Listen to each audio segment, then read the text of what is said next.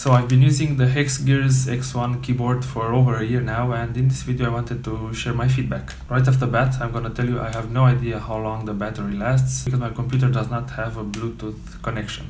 So sorry about that. If that's what you're looking for, that's the detail I do not have.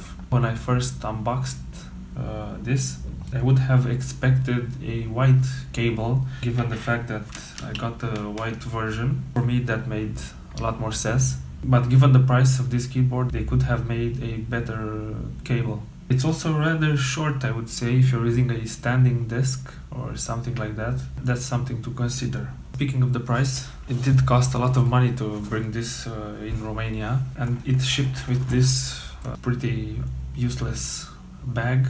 It's a nice addition, but I reckon this thing added a little bit more to the overall cost of this keyboard. So it would have made more sense if they added this just like a separate purchase or something on Kickstarter.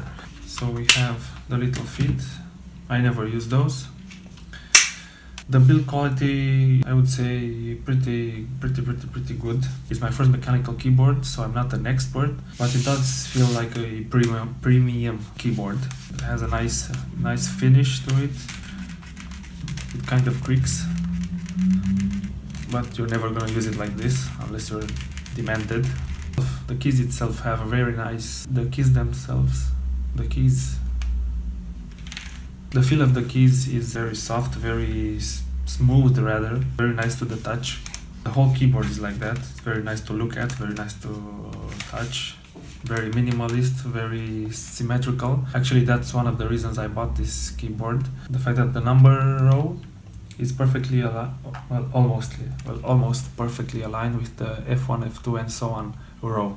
When it comes to gaming, more so in MMORPGs, I can press 3 without looking at my keyboard, and then I can press F3 without looking at my keyboard. You just move your finger up. On most gaming keyboards, you don't have this feature. Let's say above 3 you have F1 or something, and for me that's stupid. Speaking of the keys, this keyboard comes with 3 switches. I believe it's red, brown, the ones I have, and red, brown and blue or something. Since this was my first mechanical keyboard, I decided to go for the brown ones because they felt like the middle option. But half the reason I bought this was to use it in World of Warcraft. And when World of Warcraft came about a year ago, I played non-stop. And I have to say, playing non-stop on brown switches is a no-no. I should have gotten the red switches because those are the gaming switches. So that's the reason I'm giving this away.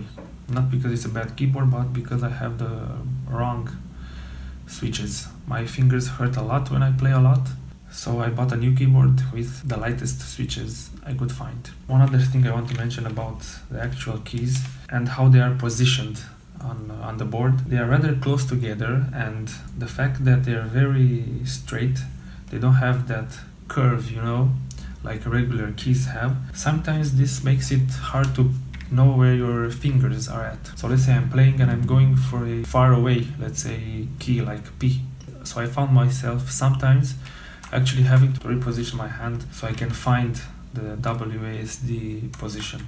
There's a very little gap and they are very smooth. You don't have that grip, you don't have that perfect grip on the keys. But that is something that happens just sometimes, so it's a minor inconvenience. I kind of feel bad having to let this one go, but as I said, there's nothing major wrong with the keyboard, but the fact that I chose the wrong switches.